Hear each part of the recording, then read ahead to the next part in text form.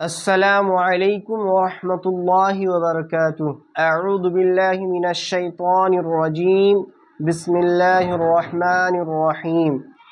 তাখতি নম্বর 16। আল্লাহ শব্দের কায়দা। আল্লাহ শব্দের আগে যদি জবর বা পেশ থাকে তবে আল্লাহর নামকে পুর করে পড়তে হবে।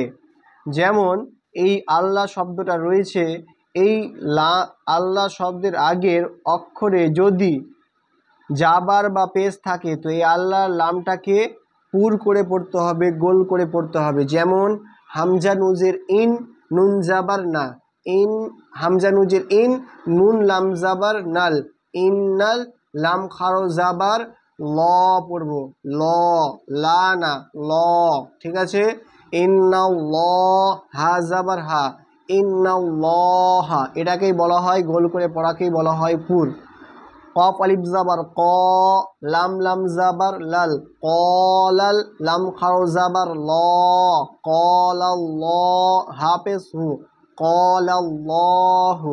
সিন জাবার সা, মিম জের মি, সামি, আইন লাম জাবার আল, সামি আল, লাম খাও জাবার ল, সামি আল্লাহ, হা পেশ হু, সামি আল্লাহু।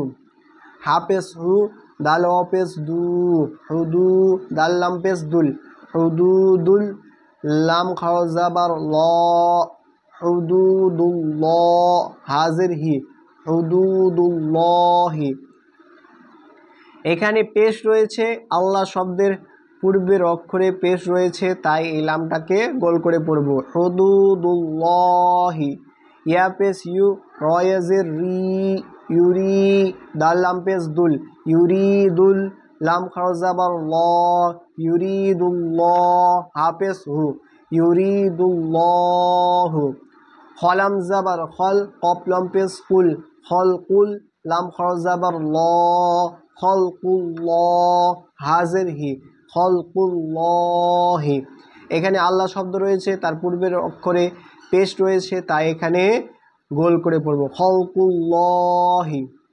এবার জের রয়েছে আল্লাহ শব্দের পূর্বের অক্ষরে, তো এখানে বারিক করে পড়ব, এখানে গোল করে পড়ব না। বা জাবার বা, লাম লামজের লিল, বালিল, লাম খারো জাবার লা পড়ব, ল না, লা, বালিল্লাহ, হাফেজ হু, বালিল্লাহু।